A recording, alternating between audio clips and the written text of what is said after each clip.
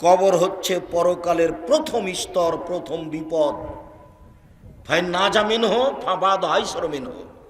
মানুষ যদি কবরে বেঁচে যায় তাহলে এরপরে যত স্তর আছে সব সহজ হয়ে যাবে। অইনলাম এনজমিন হোক ফাবাদ হাসাদমিন হো। মানুষ যদি কবরে বাঁচতে না পারে তাহলে এরপরে যত স্তর আছে সব আরো কঠিন ও জটিল হয়ে যাবে। কবর যত কঠিন, কিয়ামত তার চেয়ে অনেক বেশি কঠিন। কিয়ামত যত কঠিন, জাহান্নাম তার চেয়ে অনেক অনেক অনেক বেশি কঠিন। কি দিয়ে বুঝায় আপনাকে আমি কবর কত কঠিন? রাসূল সাল্লাল্লাহু আলাইহি ওয়াসাল্লাম বলেন, যখন তাকে কবরে জিজ্ঞাসা করা হবে দ্বীন সম্পর্কে, মুহাম্মদ সাল্লাল্লাহু আলাইহি সাল্লাম সম্পর্কে, ইসলাম সম্পর্কে, সে যদি উত্তর দিতে না পারে, ইয়াজরিবু জারবাতান, এত জোরে তাকে ফেরেশতা মারবেন, ইয়াসিহু সাইহাতান, সে বাপরে মারে করে চিৎকার করবে, ইয়াসমু মা বাইনাল মাশরিক ওয়াল মাগরিব ইল্লা সাকালাইন, সারা পৃথিবীর জীবজন্তু, কীটপতঙ্গ, পদার্থ, জড় পদার্থ সব কিছু তার চিৎকার শুনতে পাবে, মানুষ আর জিন শুনতে পাবে না।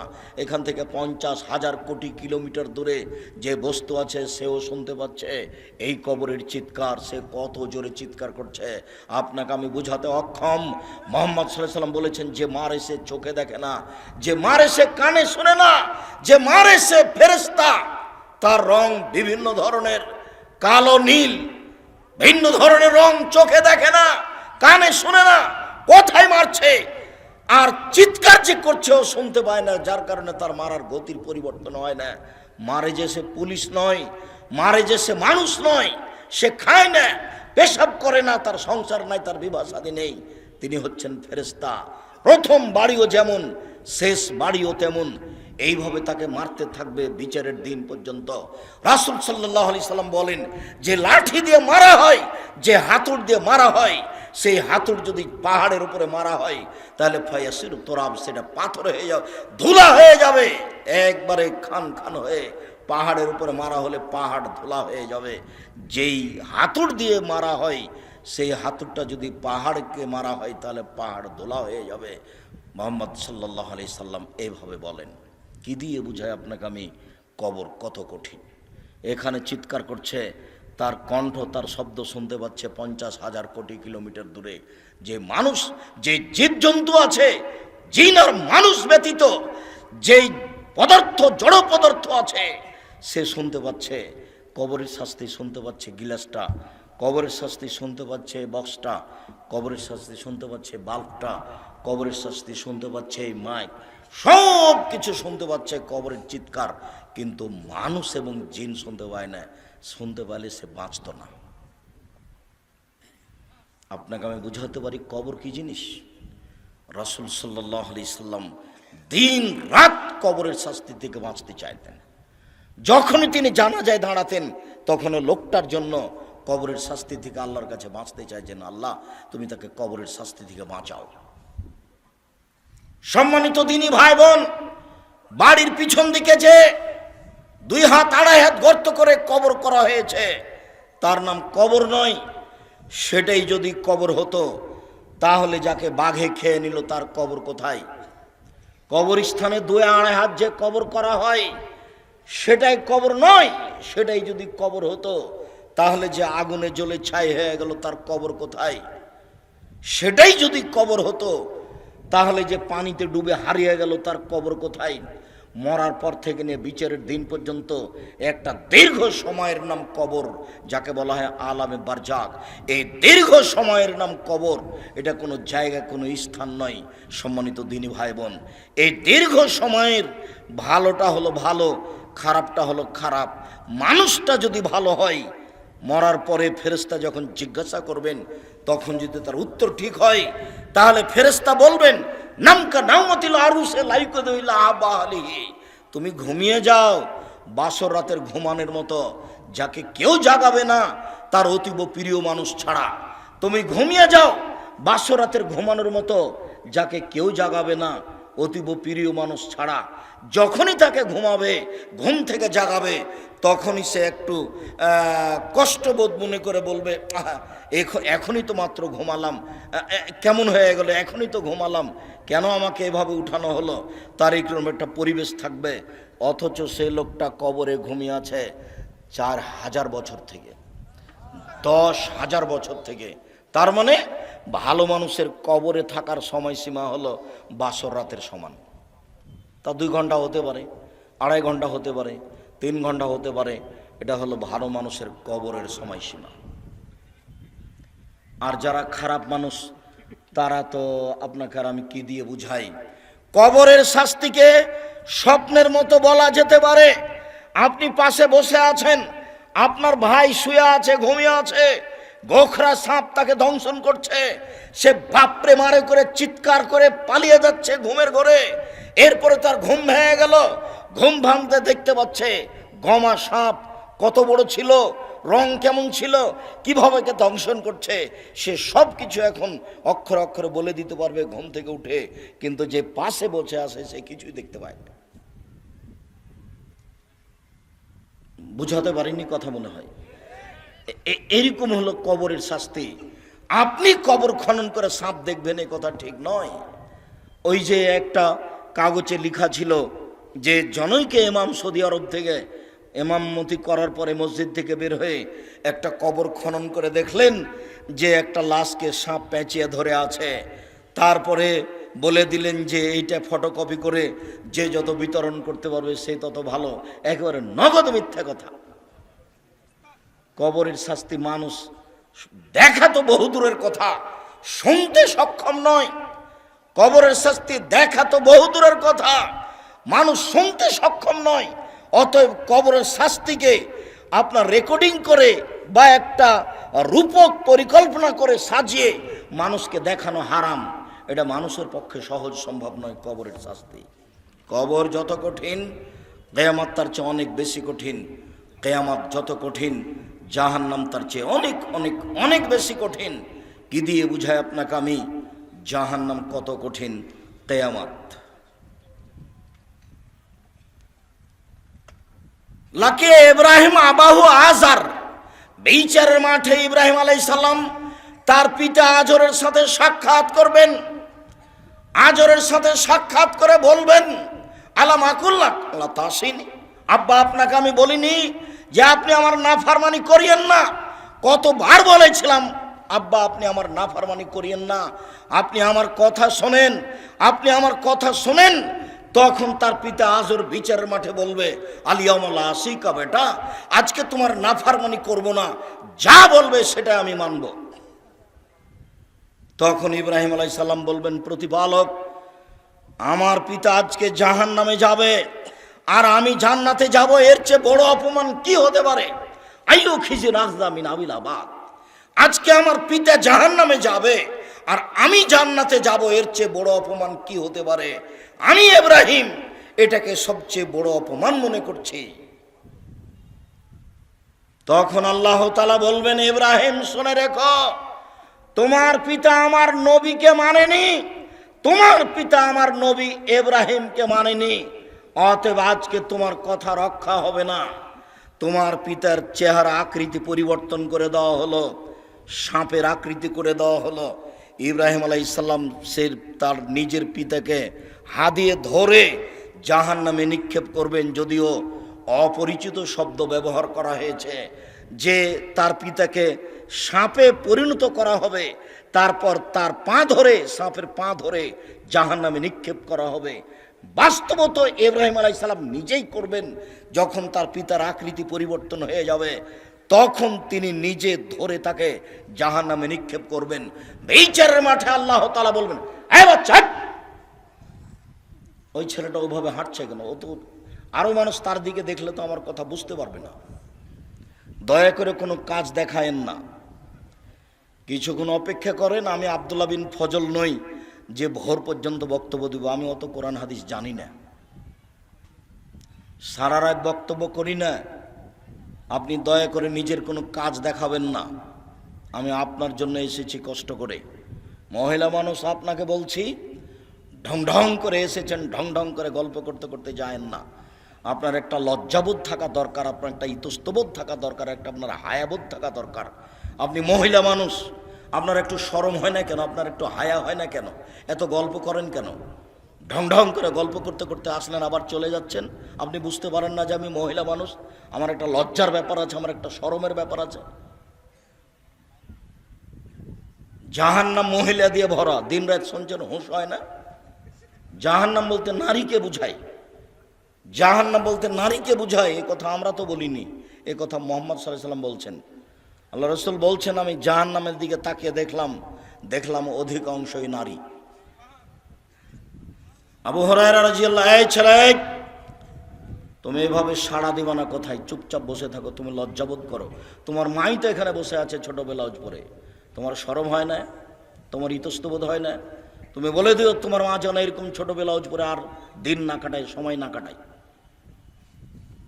তোমারও তো ইতস্তবোধ হওয়া দরকার। তোমার বাপ এখন দাড়ি চেঁচা এখানে বসে আছে, ঢং দেখাচ্ছ, ধর্মকে পাগল পেয়েছো বাপ বেটা।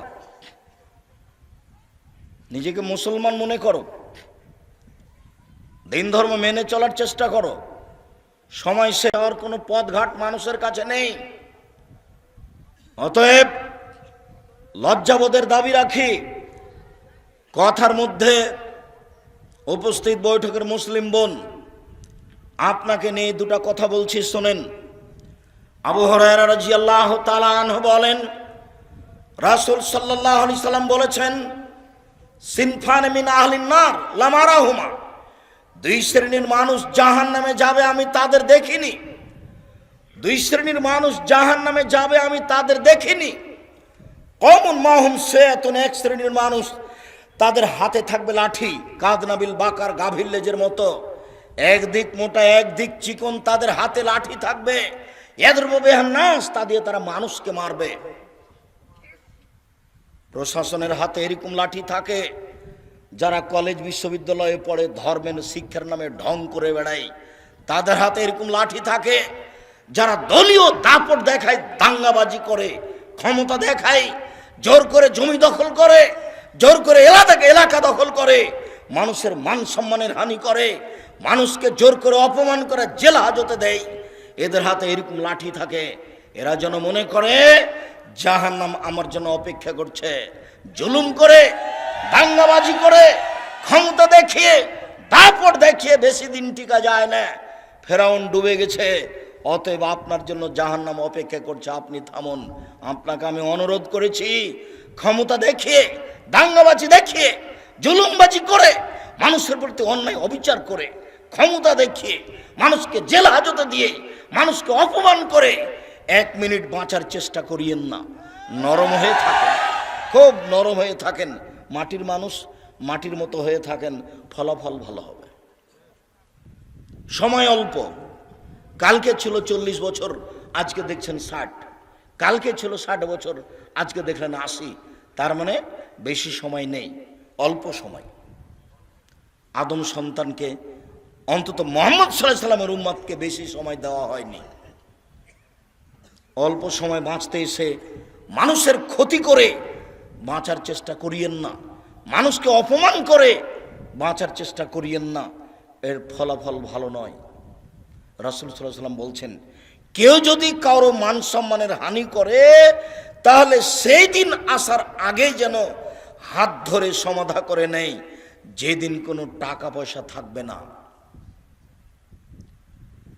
যেহেতু বিচারের মাঠে হাত ধরে ক্ষমাও হবে না, যেহেতু বিচারের মাঠে টাকা পয়সা দিয়ে বাঁচাও যাবে না, সেই দিন তখন নেকি দিয়ে বাঁচতে হবে। আমি একটা লোককে অপমান করেছিলাম, আমি এখন বাঁচবো কি দিয়ে? আমার নেকি দিয়ে। আমার নেকি দিতে দিতে যখন শেষ হয়ে যাবে, তখন আমি যাব জাহান্নামে, ও যাবে জান্নাতে। এটা হলো বিচারের মাঠে বিচারের পদ্ধতি। ওখানে টাকা পয়সা দিয়ে বিচার হবে না, ওখানে ক্ষমতা দিয়ে বিচার হবে না, ওখানে বিচার হবে নগদ নেকি দিয়ে। জালেমকে তার নেকি বুঝিয়ে দিয়ে তাকে জাহান্নামে যেতে হবে, এটাই হলো বিচার। যার কারণে দাঙ্গাবাজি করে কিছু করার চেষ্টা করিয়েন না। পৃথিবীর মানুষ শুনে রেখো, দুই শ্রেণীর মানুষ জাহান্নামে যাবে, আমি তাদের দেখিনি। এক শ্রেণীর মানুষের হাতে থাকবে লাঠি গাভীর লেজের মতো, একদিক মোটা একদিক চিকন, তারা মানুষকে এই লাঠি দিয়ে মারবে, ওরা জাহান্নামে যাবে। দুই, নিশাউন, মহিলা কাছে এতন কাপড় পরে থাকবে আর এতন উলঙ্গ। তোমার মা ছোট ব্লাউজ পরে এখন বসে আছে, বলো এটা কি? যার হাত দেখা যায়, পেট দেখা যায়। আমি শাড়ি হারাম পোশাক বলিনি, শাড়ি পরা যায়। আমি বলেছি ভালো হবে সালোয়ার কামিজ মেক্সি চাদর পরেন। শাড়ি যদি পরেন তাহলে 2 ছাড়ের ব্লাউজ পরতে হবে, যার হাত হবে কবজি পর্যন্ত, নিচের দিক কোমরের নিচে চলে যাবে, 1.5 গজ কাপড়ের ব্লাউজ করতে হবে। আর শাড়ি পরলে পা মোজা পরতে হবে। বাইরে বের হলে শাড়ি পরে পা মোজা না পরে যদি অটোতে উঠে তাহলে হাঁটু পর্যন্ত পা খুলে যাবে। এই পোশাক পরে তোমার মা বাইরে যেতে পারে না। আর এটা হচ্ছে পল্লী অঞ্চল, সারা গ্রামের সবাই নাকি চাচা, সবাই নাকি ভাই, সবাই নাকি বাপ, সবাই সবার সাথে কথা বলছেন নির্দ্বিধায়।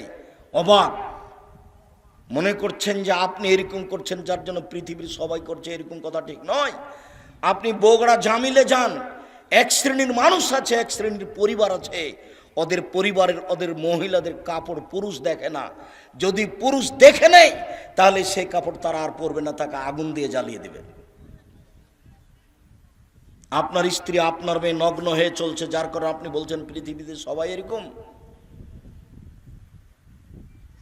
ওদের সব সময়ের পোশাক পুরুষ দেখে না, ওরা বাড়ির বাইরে বের হলে শুধু বোরকা দেখতে পাবে, অন্য কিছু নয়।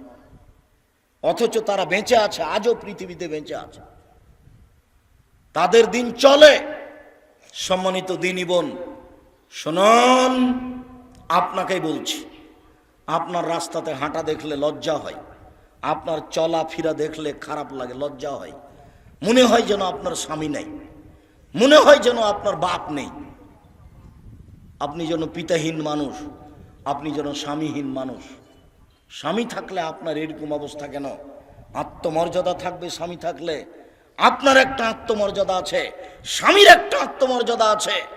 স্বামীর আত্মমর্যাদা খেয়াল করলে তো আপনি এমনটা করতে পারেন না। স্বামীর একটা আত্মমর্যাদা খেয়াল করা দরকার। আসমা রাদিয়াল্লাহু তাআলা আনহা বলেন, আবু বকর সিদ্দিকের মেয়ে আসমা রাদিয়াল্লাহু তাআলা আনহা বলেন যে আমি মাঠে থেকে খেজুরের আটি বোঝা মাথায় করে নিয়ে আসছিলাম। রাস্তায় রাসূল সাল্লাল্লাহু আলাইহি ওয়াসাল্লামের সাথে দেখা হয়ে গেল। আল্লাহ রাসূল আমাকে বললেন, আসমা তুমি উটের উপরে চলে আসো, উটের উপরে উঠো। তখন আমি লজ্জা করলাম, আমার স্বামী জুবাইরের আত্মমর্যাদাকে আমি খেয়াল করলাম।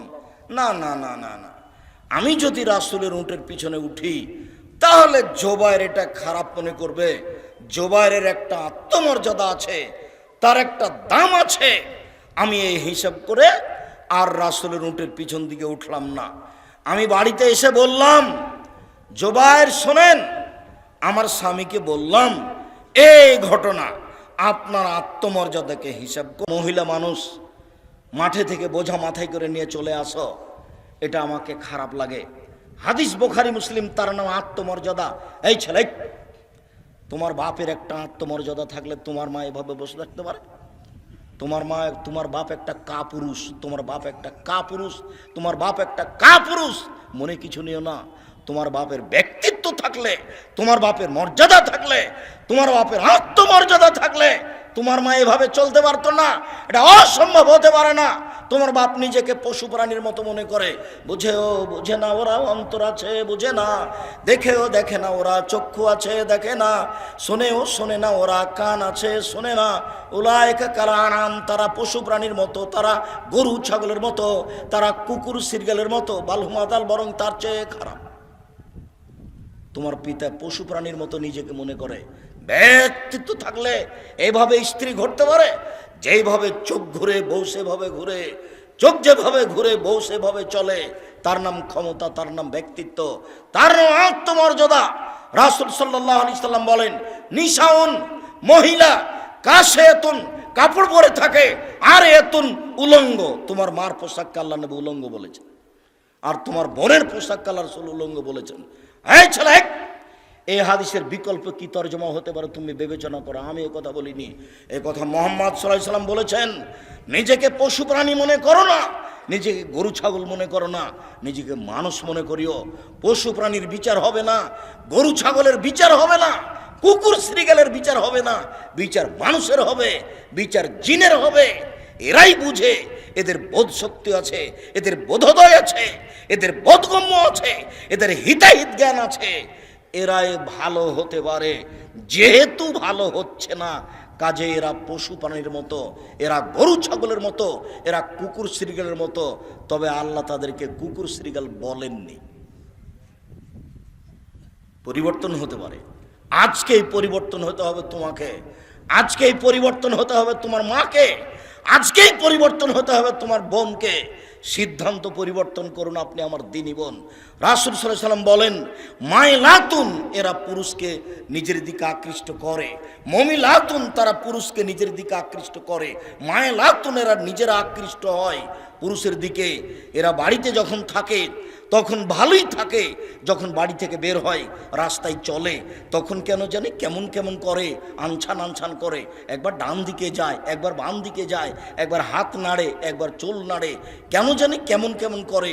তার মানে এরা পুরুষের দিকে আকৃষ্ট হয়েছে। লায়াত খোলা জান্না, এরা জান্নাতে যাবে না, জান্নাতে তো যাবে না, যাবেই না। ওয়ালা ইয়াজিদনা রিহাহা, এরা জান্নাতের গন্ধ পাবে না। ফাইনা রিহাহা লা তুজাদু মিন মাসরিয়াতি কাদা ওয়া কাদা, যে জান্নাতের গন্ধ 1 বছরের দূরত্ব পথ থেকে পাওয়া যায়, এটা জান্নাত। এখানে একটা দ্রুতগামী ঘোড়া দৌড়াতে আরম্ভ করে 1 বছর দৌড়াই, এই যত পথ যাবে ওই পথের মাথায় কেউ যদি দাঁড়ায় তাহলে জান্নাতের গন্ধ পাবে। এই মহিলারা জান্নাতের গন্ধ পাবে না। সম্মানিত দিনী বোন, আপনাকে আমরা আর একটা কথা বলে আমাদের আলোচনার দিকে আগিয়ে যাচ্ছি। রাসূল সাল্লাল্লাহু আলাইহি সাল্লাম বলেন, 3 শ্রেণীর মানুষ জান্নাতে যাবে না। সালাসাতুন লা তাদখুলুল জান্নাতা আবাদা, 3 শ্রেণীর মানুষ কখনো তারা জান্নাতে যাবে না। 1, মধুমেনুল খামর, যারা নিয়মিত বিড়ি তামাক জর্দা সিগারেট গুল নেশাদার দ্রব্য খায় পান করে, তারা জান্নাতে যাবে না। এমন ভাবে আজ থেকে আপনি বিড়ি সিগারেট ছেড়ে দিবেন, দোকানদার যেন একেবারে যা কিনেছিল সেটা যেন মালিককে ফেরত দিয়ে আসে বা ফেলে দেয়, আগুন দিয়ে জ্বালিয়ে দেয়। আর তুমি যদি আবার এখান থেকে উঠে গিয়ে আবার সিগারেট লাগাও, তখন তুমি মনে করি কি ব্যাপার, আমি কি পশু নাকি? বুঝেও তো বুঝলাম না, আমি তো বুঝলাম, তারপরে আবার আমি ভালো হতে পারলাম না কেন? তাহলে কি আজ আমি পশুর মতো হয়ে গেছি? ফকির ভিক্ষা চাইলে বলেন মাফ করো, আর ওই টাকা দিয়ে বিড়ি সিগারেট কিনে দিন রাত খান, শরম হয় না কেন? রাসূল সাল্লাল্লাহু আলাইহি সাল্লামকে জিজ্ঞাসা করা হয়েছিল, আল্লাহর নবী, আইউল আমাল আফজাল, পৃথিবীতে কর্ম হিসাবে সবচেয়ে উত্তম কোনটা? মানুষ যে সব কাজ করে তার সবচেয়ে ভালো কাজ কোনটা? তখন আল্লাহ রাসূল উত্তরে বললেন, তুতেমু তাম ওয়া তাকরাউ সালাম আলামান আরাফতা ওয়া মান লাম তারিফ, তুমি দুস্থ গরিব ফকির মিসকিনকে খেতে দেবা, এটাই তোমার জীবনে সবচেয়ে ভালো কাজ। 2, যাকে চিনো তাকেও সালাম দিবা, যাকে চিনো না তাকেও সালাম দিবা। দেখে সালাম দিতে হবে এই কথা নয়, মৌলানা সাহেবকে সালাম দিতে হবে এই কথা নয়, যাকে চিনেন তাকেও সালাম দিবেন, যাকে চিনবেন না তাকেও সালাম দিবেন। মিশরে কয়েকদিন ছিলাম, তো একটা জিনিস দেখেছিলাম, মিশরের মাটিতে সবাই কোরআন মাজিদ পড়তে পারে, ভ্যান চালক, রিক্সা চালক, অফিসার, মন্ত্রী, এমপি সবাই কোরআন মাজিদ পড়তে পারে, সবাই সবাকে সালাম দেয়। মন্ত্রী ও রিক্সাওয়ালাকে সালাম দিচ্ছে, সবাই সবাকে সালাম দেয়। যদি একটা খারাপ বৈশিষ্ট্য আছে, প্রায় সবাই দাড়ি চাঁচে, তবে সবাই সবাকে সালাম দেয়। চিনে সালাম দিবেন না। আর 10 জায়গাতে সালাম দেওয়া নিষেধ, এই কথাটাও মিথ্যা। তার মধ্যে এক জায়গা হচ্ছে যখন খাচ্ছে তখন সালাম দিতে হবে না, এই কথাটা মিথ্যা। আপনারা খাচ্ছেন এই জন্য সালাম দিচ্ছি না, মনে কিছু নিয়েন না। এতগুলি বাক্য চললো আর আসসালামু আলাইকুম চলবে না? কেমন ধর্ম? বলছে আব্দুর রাজাক সাহেব আপনি তো খাচ্ছেন সেজন্য সালাম দিলাম না। তো এগুলো তো চলছে কথা, তো সালামটাই চলে না। ফেকার বইয়ে লেখা আছে 14 জায়গাতে সালাম দেওয়া নিষেধ, তার মধ্যে এটাও আছে।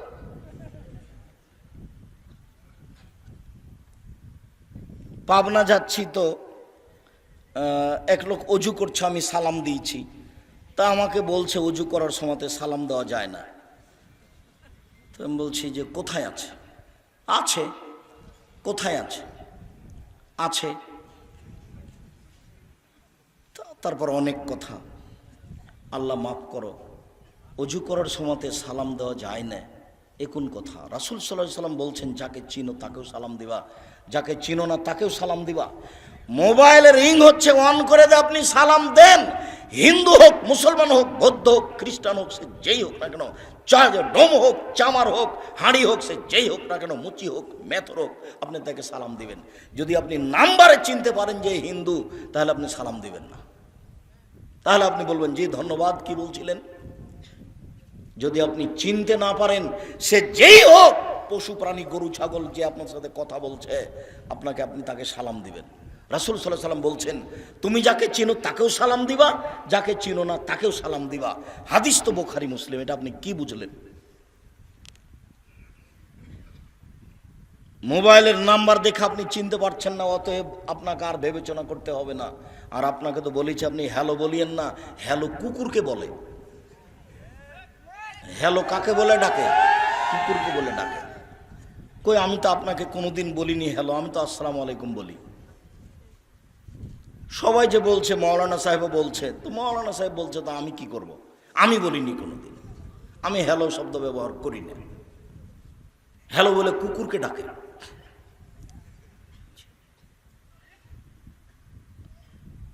আপনি যদি অন করেন তাহলে এটা দিয়ে করবেন। বলছিলাম সম্মানিত দিনী ভাই বোন, সবচেয়ে উত্তম ভালো কাজ রাসূল সাল্লাল্লাহু আলাইহি সাল্লাম বললেন ফকির মিসকিনকে খেতে দেওয়া। বিড়ি সিগারেট খেয়ে টাকাটা নষ্ট করলেন, আর ফকিরকে 10টা টাকা দেওয়ার জন্য আপনি ভারী মনে করলেন, বললেন যে মাফ করো, তা করবেন কেন? আমি তো জানি না আপনি জামিয়া সালাফিয়াতে টাকা পয়সা পাঠান কিনা। যদি আমি বলেছি যে আপনার টাকা ছাড়াও জামিয়া সালাফিয়া গড়বে, কিন্তু আপনি তো নেয়ামতপুর থানার মানুষ, আপনি আমার কাছের মানুষ, আপনি আমার দিনী ভাই, আপনি আপনার দিনী বোন। আমি জানি না আপনার টাকা পয়সা জামিয়া সালাফিয়াতে খরচ হয় কিনা। মাসে 26 লক্ষ বেতন লাগে এখন। তা আপনার কয়টা টাকা আছে এখানে? আমি বলেছি আপনার টাকা না হলে জামিয়া সালাফে গড়বে ইনশাআল্লাহ। তবে আমি কথা বলেছি যে আপনার টাকা ছাড়া হয়ে যাক, এটা আমি চাইনি। পতিতালয়ের মহিলা যদি কুকুরকে পানি পান করে জান্নাত পেতে পারে, পতিতালয়ের মহিলা যদি কুকুরকে পানি পান করে জান্নাত পেতে পারে, তাহলে জামিয়া সালাফে 10টা টাকা দান করে জান্নাত হবে ইনশাআল্লাহ। আপনাকে আমি জামিয়া সালাফের মুখপত্র পত্রিকা মাসিক আল ইতিসাম পত্রিকা পড়তে বলেছি। 10 জন মুফতি আছে, একাধিক জন লোক আছে, কর্মচারী আছে, লক্ষ লক্ষ টাকা তার পিছনে খরচ হয়। আর আপনি 20, 25, 30 টাকা খরচ করেন না। কৃপণতা আমাকে দেখিয়ে আপনি মনে করিয়েন না যে আব্দুর রাজ্জাক সাহেবকে ঠগিয়ে দিয়েছি, এটা আপনি মনে করিয়েন না।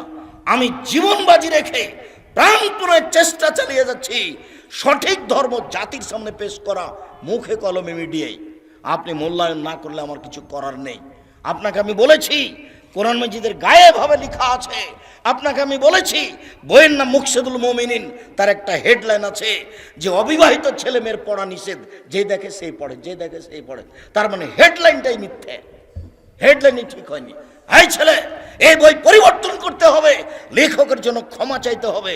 শোনো, এই হেডলাইনের পরে লেখা আছে যা আল্লাহর হস্তে একটা সত্য কথা নয়, আর সব সরাসরি কোরআন মাজিদের বিরোধী। হেডলাইনের পরে লেখা আছে ভরা পেটে স্ত্রী মিলন হলে ছেলে ভ্যাংচা হয়, সফরের পূর্বে স্ত্রী মিলন হলে ছেলে টেরা হয়, চন্দ্র সূর্য গ্রহণে ছেলে স্ত্রী মিলন হলে ছেলে কানা হয়। হুবাহু কোরআন মাজিদের বিপরীত লেখা আছে কলমে। যার জন্য কলমের দাম আছে। মাসিক আল ইতিসাম পত্রিকাকে আপনাকে মূল্যায়ন করতে হবে। বলছিলাম যখন ইব্রাহিম আলাইহিস সালামের সাক্ষাৎ হয়ে গেল বাপের সাথে, আজরের সাথে, ইব্রাহিম আলাইহিস সালাম বলেন আব্বা আপনাকে আমি বলেছিলাম আপনি আমার নাফরমানি করিয়েন না। তখন তার বাপ বলবে বেটা আজ তুমি যা বলবে তাই মেনে নিব। তখন ইব্রাহিম আলাইহিস সালাম বলবেন, আজ আমি জান্নাতে যাব, আমার বাপ জাহান্নামে যাবে, এর চেয়ে বড় অপমান কি হতে পারে? তখন আল্লাহ উত্তরে বলবেন, ইব্রাহিম শুনুন, আপনার পিতা আমার নবী ইব্রাহিমকে মানেনি, অতএব তার জাহান্নাম হবে, এটাই ঠিক। বাপ যদি ভুল পথে থাকে, বেটা বিচারের মাঠে তাকে রক্ষা করতে পারবে না। কিয়ামতের মাঠ বড় কঠিন, যেখানে ইব্রাহিম আলাইহিস সালাম কোনো কাজে আসবেন না। কিয়ামত যত কঠিন, জাহান্নাম তার চেয়ে অনেক অনেক অনেক বেশি কঠিন। কি দিয়ে বুঝায় আপনাকে আমি জাহান্নাম কত কঠিন? মহান আল্লাহ বলেন, ফাম্মা মান সাকালাত মাওয়াজিনুহু, বিচারের মাঠে, ফাম্মা মান খাফফাত মাওয়াজিনুহু, বিচারের মাঠে যার নেকির পাল্লা হালকা হয়ে যাবে, তার থাকার জায়গা হবে অতীব গহ্বর হাবিয়া। মুহাম্মদ সাল্লাল্লাহু আলাইহি ওয়াসাল্লাম, আপনি বলতে পারেন হাবিয়া কি জিনিস? হাবিয়া নামক জাহান্নামের পরিচয় আপনার জানা আছে? আল্লাহ বলবেন, আমি বলি, নারুন হামিয়া, তা হচ্ছে জ্বলন্ত উত্তপ্ত আগুন। জাহান্নাম বলতে উত্তপ্ত আগুনকে বলা হয়। মহান আল্লাহ বলেন, কাল্লা লা ইউমবাদান্না ফিল হুতামা ওমা আদরাকা মাল হুতামা, অবশ্যই তাকে চূর্ণ বিচূর্ণকারী হোতামা নামক জাহান্নামে নিক্ষেপ করা হবে। মুহাম্মদ সাল্লাল্লাহু আলাইহি ওয়াসাল্লাম, আপনি কি বলতে পারেন চূর্ণ বিচূর্ণকারী হোতামা নামক জাহান্নাম কি? এই বাচ্চা, বসো, একটু ধৈর্যের পরিচয় দিবেন। ধৈর্যকে ঘোড়ার ডিম মনে করিয়েন না। ধৈর্য একটা শব্দ নয়, ধৈর্য একটা বাস্তবায়নের কিছু। ধৈর্য শব্দ নয়, ধৈর্য হচ্ছে বাস্তবায়নের কিছু। অতএব কথাকে মূল্যায়ন করবেন। আল্লাহ তাআলা বললেন, আমি বলি, চূর্ণ বিচূর্ণকারী হোতামা নামক জাহান্নামটি কি? নারুল্লাহিল মুকাদ্দা, তা হচ্ছে জ্বলন্ত উত্তপ্ত আগুন। আল্লাহ তাআলা জাহান্নামের পরিচয় দিচ্ছেন। জাহান্নাম বলতে জ্বলন্ত আগুনকে বলা হয়। মহান আল্লাহ বলেন, সাউসলিহে সাকার, অচিরে আমি তাকে সাকার নামক জাহান্নামে নিক্ষেপ করব। ওমা আদরাকা মা সাকার, মুহাম্মদ সাল্লাল্লাহু আলাইহি ওয়াসাল্লাম বলতে পারেন সাকার নামক জাহান্নামটি কি? আল্লাহ বলছেন, লা তুবকি ওয়ালা তাদার, সাকার এমন একটি জাহান্নাম যে মানুষকে ছাড়বেও না, যে মানুষকে মারবেও না, তার নাম জাহান্নাম। এই কথাটা আল্লাহ তাআলা অন্য জায়গাতে বলেন, লা ইয়ামুতু ফিহা ওয়ালা ইয়াহইয়া, মানুষ জাহান্নামে মরবেও না, মানুষ জাহান্নামে বাঁচবেও না। আল্লাহ তাআলা এই কথাটা অন্য জায়গাতে বলেন এইভাবে, ওয়ায়াতিহিল মাউতু মিন কুল্লি মাকানিন ওমা হবে মাইয়াত, জাহান্নামে মানুষকে মরণ চতুর্দিক থেকে ঘিরে ধরবে, কিন্তু মরবে না, তার নাম জাহান্নাম। কয়েকটা আয়াত দিয়ে আপনাকে আমি জাহান্নামের পরিচয় দিচ্ছিলাম। রাসূল সাল্লাল্লাহু আলাইহি সাল্লাম বলেন, পৃথিবীর মানুষ শুনে রেখো, ইন্না সাখরাতাল আযীমা, বিশাল একটা পাথর, 1 কোটি মণ ওজনের একটা পাথর যদি জাহান্নামের মুখে ছেড়ে দেওয়া হয়, তাহলে নিচে পৌঁছিতে সময় লাগবে 70 বছর। 1 কোটি মণ ওজনের একটা পাথর যদি 1 ঘন্টা নিচে যায় কত যেতে পারে? 1 দিন যদি নিচে যায় কত যেতে পারে? যদি 1 বছর নিচে যায় কত যেতে পারে? 70 বছর নিচে গেলে কত যাবে? আপনাকে আমি বোঝাতে অক্ষম জাহান্নাম কত গভীর। সম্মানিত দিনী ভাই বোন, জাহান্নামের নিচে থাকবে যারা মুনাফেক, তারা। হিন্দু জাহান্নামে যাবে, তবে সবচেয়ে নিচে থাকবে, এই কথা আল্লাহ বলেননি। যারা মুনাফেক, দোকানে বসে মানুষের বদনাম করে, এরাই হলো মুনাফেক। এর কথা ওকে লাগায়, এরাই হলো মুনাফেক। ঝগড়া করলে অশ্লীল কথা বলে, এরাই হলো মুনাফেক। মানুষের ক্ষতি করে, যে এরাই হলো মুনাফেক। আজান হয়ে গেছে তবু মসজিদের সামনে না গিয়ে, মসজিদে না গিয়ে দোকানে বসে গল্প করে, এরাই হলো মুনাফেক। মুনাফেক জাহান্নামের সবচেয়ে নিচে থাকবে, এই কথা আল্লাহ তাআলা বলেন। জাহান্নামের পরিচয় দিতে গিয়ে জাহান্নামীদের একটু পরিচয় দিই। রাসূল সাল্লাল্লাহু আলাইহি সাল্লাম বলেন, একজন জাহান্নামীর গায়ের চামড়া হবে 42 হাত মোটা। রাসূল সাল্লাল্লাহু আলাইহি সাল্লাম বলেন, একজন জাহান্নামীর দাঁত হবে উহুদ পাহাড়ের সমান। উহুদ পাহাড় 4 কিলোমিটার প্রশস্ত, 8 কিলোমিটার লম্বা। নিচে কত আছে তা মানুষ জানে না। রাসূল সাল্লাল্লাহু আলাইহি সাল্লাম বলেন, একজন জাহান্নামের উরু রান হবে বাইজা পাহাড়ের সমান, যার দৈর্ঘ্য হচ্ছে 39 কিলোমিটার লম্বা। সম্মানিত দিনী ভাই বোন, রাসূল সাল্লাল্লাহু আলাইহি সাল্লাম জাহান্নামীদের পরিচয় দিতে গিয়ে বললেন, একজন জাহান্নামীর বসার জায়গা হবে মক্কা থেকে মদিনা 450 কিলোমিটার পথ। একটা লোকের বসার জায়গা যদি 450 কিলোমিটার হয়, একটা লোকের গায়ের চামড়া যদি 42 হাত মোটা হয়, একটা লোকের দাঁত যদি উহুদ পাহাড়ের সমান হয়, একটা লোকের উরু রান যদি বাইজা পাহাড়ের সমান হয়, একটা লোকের ডান কাঁধ থেকে বাম কাঁধের ব্যবধান যদি একটা দ্রুতগামী ঘোড়ার 3 দিন 3 রাতের পথ হয়, তাহলে লোকটা কত বড়। পৃথিবীর শুরু থেকে শেষ পর্যন্ত যত মানুষ এসেছে, যত মানুষ আছে, যত মানুষ আসবে, তার শতকরা 1999 জন লোক জাহান্নামে যাবে। একজন যদি এত বড় হয়, তাহলে হাজারে এত গেলে জাহান্নাম কত বড় আপনাকে আমি কি দিয়ে বুঝাই। জাহান্নাম কি জিনিস রাসূল সাল্লাল্লাহু আলাইহি সাল্লাম বলেন, যত মানুষ এসেছে, যত মানুষ আছে, যত মানুষ আসবে, যত জিন এসেছে, যত আছে, যত আসবে, সব যদি একসাথে জাহান্নামের দরজা দিয়ে ঢোকে, তাহলে ঢুকতে অসুবিধা হবে না। তার নাম জাহান্নাম। মানুষকে শাস্তি দেওয়ার জন্য আল্লাহ এই ব্যবস্থা করেছেন। জাহান্নামকে বিচারের মাঠে টেনে নিয়ে যাওয়া হবে। জাহান্নাম কথা বলতে পারে। যখন জাহান্নামে মানুষকে নিক্ষেপ করা হবে, যতবার নিক্ষেপ করা হবে ততবার জাহান্নাম বলবে, আর কি কিছু আছে, আর কি কিছু আছে। তখন আল্লাহ তাআলা তার পাকে জাহান্নামে ঢুকিয়ে দিবেন।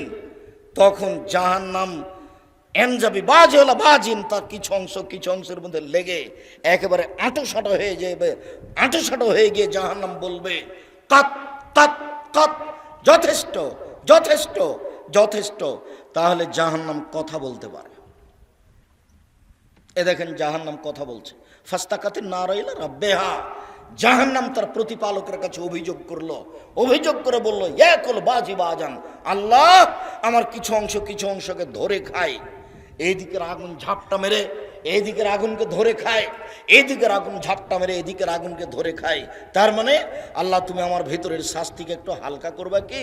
ফাওয়াজান আল্লাহ বে নাফসাইন, তখন 2টা শ্বাসের অনুমতি দিয়ে তার ভিতরের শাস্তি হালকা করা হলো। আল্লাহ বললেন, ঠিক আছে জাহান্নাম, আমি তোমার কথা মেনে নিলাম। তুমি একবার শ্বাস ছাড়বে ঠান্ডা এলাকা থেকে, তাহলে পৃথিবী 6 মাস ঠান্ডা থাকবে। তুমি একবার শ্বাস ছাড়বে গরম এলাকা থেকে, তাহলে পৃথিবী 6 মাস গরম থাকবে। অন্যথায় তুমি একবার শ্বাস ছাড়বে, তাহলে পৃথিবী 6 মাস গরম থাকবে। আর একবার শ্বাস গ্রহণ করবে, তাহলে পৃথিবী 6 মাস ঠান্ডা থাকবে। এর নাম জাহান্নাম। আপনি হালকা মনে করিয়েন না। কবর যত কঠিন, কিয়ামত তার চেয়ে অনেক বেশি কঠিন। কিয়ামত যত কঠিন, জাহান্নাম তার চেয়ে অনেক অনেক অনেক বেশি কঠিন। জাহান্নামের খড়ি হবে মানুষ ও পাথর। জাহান্নামে কোনো কয়লা থাকবে না, জাহান্নামে কোনো খড়ি থাকবে না। মানুষ নিজেই খড়ি, জিন ইনসান নিজেই খড়ি, এই কথা আল্লাহ তাআলা বলছেন। সম্মানিত দিনী ভাই বোন, জাহান্নামীদেরকে পিছন দিকে হাত বেঁধে নিয়ে যাওয়া হবে। আল্লাহ তাআলা বলেন, খুজুহু ফাগুল্লুহু সুমাল জাহিমা সাল্লুহু, এদের ধরো, এদের শিকলবন্দি করো, এদের টেনে হেঁচড়ে জাহান্নামে নিয়ে যাও। তাহলে কি বিচারের মাঠে পালিয়ে যাবে? কেন তাদের হাত বাঁধা হবে? অপমান করার জন্য তাদেরকে হাত বাঁধা হবে। গায়েবান্ধা পলাশবাড়ি মুজিবুর বিএসসি বলেছিলেন, জনাব আমি এমনিতেই জেলে চলে যাব, আমার যেন হাত কড়া না দেওয়া হয়। তার মানে হাতে হাত কড়া দিলে এটা একটা অপমানের ব্যাপার। ইন্দিরা গান্ধীর হাতে হাত কড়া দেওয়া থাকবে, সেদিন কেউ ঠেকাতে পারবে না। ফেরাউনের হাতে হাত কড়া দেওয়া থাকবে। যত লোক পাপী, দাঙ্গাবাজি, স্বেচ্ছাচারী, স্বৈরাচারী, দাম্ভিক, অহংকারী, মানুষকে অপমান করে জেল হাজতে দেয় জোর করে, এদের সবার হাত পিছন দিকে বাঁধা থাকবে। কোনো মায়ের বেটা সেখানে দাঁড়াতে পারবে না কথা বলার মতো।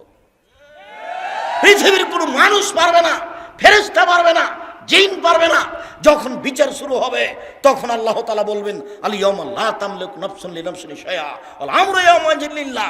আজ কোনো মানুষের কোনো উপকার করতে পারবে না, একচ্ছত্র মালিকানা আল্লাহর হাতে থাকবে।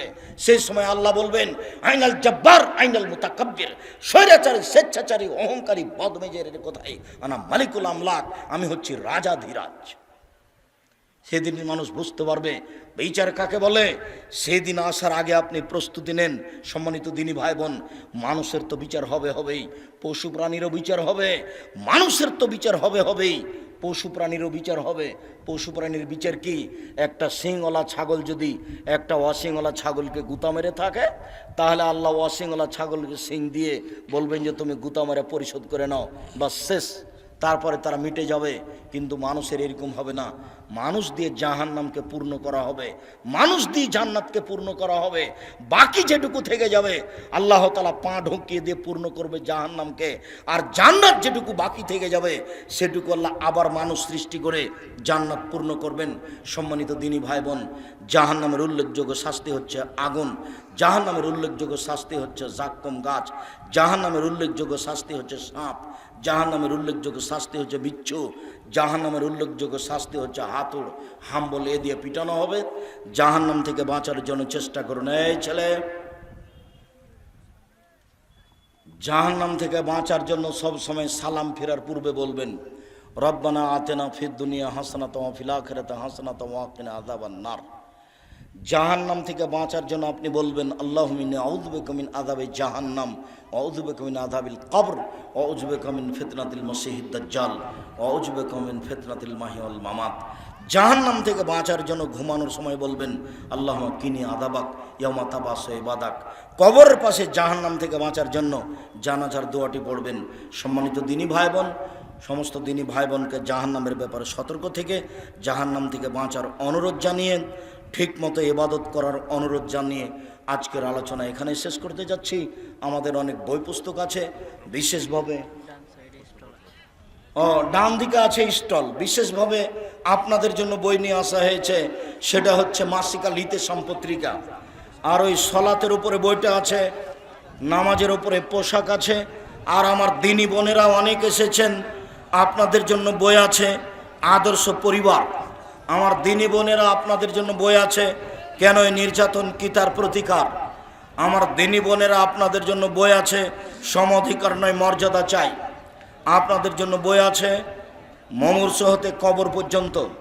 সব বইগুলি স্টেজ থেকে সংগ্রহ করার জন্য আমরা অনুরোধ জানাচ্ছি। ও ক্যালেন্ডার আছে, সকাল সন্ধ্যা যে দোয়াগুলো পড়তে হয়, তাদের মাথার চুল খোপা বাঁধা অবস্থায় কি অজুতে মাথা মাসা করতে পারবে, সমস্যা নেই। চুলের উপর দিয়ে নিয়ে যাবে, আবার উপর দিয়ে ফিরিয়ে নিয়ে আসবে। সলাত আরম্ভ করলে খোপা খুলে দেওয়া ভালো হবে।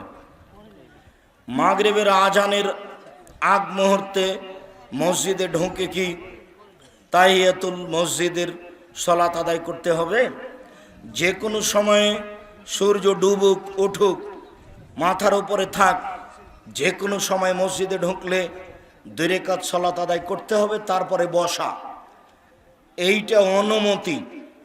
আল্লাহর ঘর তো, আমি তো আর বলতে পারছি না সরাসরি যে আমি কি বসবো, এটা তো আর আমি বলতে পারছি না।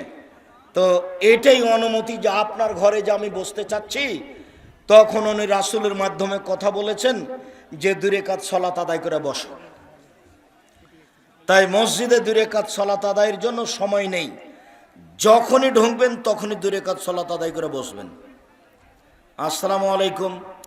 শেখ, আমাদের গ্রামে একটি অক্তিয়া মসজিদ আছে, যার 100 ফিট পূর্বে ও 50 ফিট দক্ষিণে কবর আছে।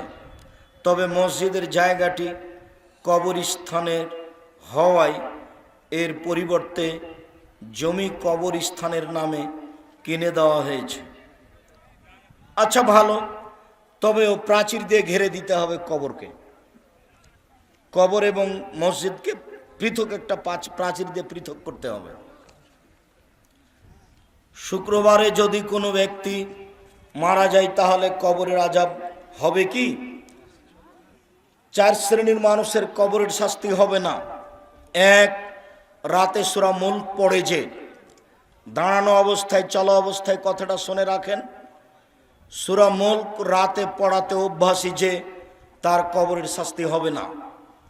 2, জুমার দিন মারা যায় যে, তার কবরের শাস্তি হবে না। 3, পেট ব্যথায় মারা যায় যে, তার কবরের শাস্তি হবে না।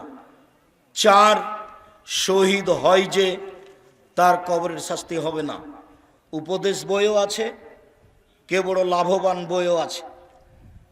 বইগুলো না নিয়ে মনে করিয়েন না যে আব্দুর রাজ্জাক সাহেবের ঠগিয়ে দিয়েছি, এটা মনে করিয়েন না। আমি আপনার জন্যই লিখেছি। আর ওই ভুল ত্রুটিপূর্ণ বইগুলিকে সংশোধন করার জন্য অনুরোধ জানিয়েছি। বইয়ের প্রথমে লেখা আছে কোনো জাল জয়ীফ হাদিস এই বইয়ে নেই, কোনো কেসা কাহিনী নেই, এভাবে লেখা আছে বইয়ে। মুখে যা বলছি কলমে তাও করছি। জাতির ক্ষতি করে, ধর্মের নামে জাতির ক্ষতি করে পরকাল হারাতে রাজি নই। অতএব বক্তব্য যেমন মূল্যায়ন করেন, কলম বই পুস্তক তেমন মূল্যায়ন করবেন বলে আমি আশাবাদী। মাসিক আলিতে সম্পত্রিকা বের করে অনেক কষ্ট করে, ব্যয়বহুল পয়সা খরচ করে আপনি মূল্যায়ন করবেন। কবরস্থানে গিয়ে কোনো ব্যক্তিকে হাত তুলে দোয়া করতে পারবে? জি, বুখারী মুসলিমের হাদিস, কবরস্থানে গিয়ে হাত তুলে দোয়া করতে হবে।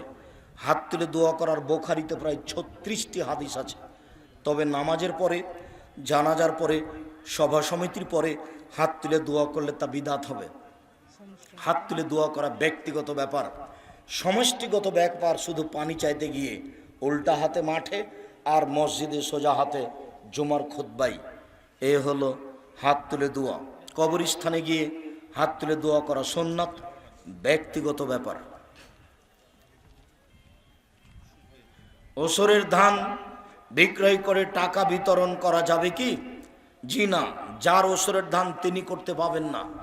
জমা যেখানে দেওয়া হবে মাদ্রাসায়, তারা বিক্রি করবেন। ইনি যদি নিজেই বিক্রি করেন তাহলে এখনও তার ক্ষমতা আছে এই জিনিসের উপরে, অথচ এগুলো ফকিরের জিনিস, মিসকিনের জিনিস, ওনার কিসের ক্ষমতা? মুসল্লি যদি এমামকে পছন্দ না করে তাহলে এমামের পিছনে নামাজ হবে কি? এমামের হবে না, মুসল্লির হবে। এখন জানি না তোমার তার সাথে সম্পর্ক দুর্বল কেন।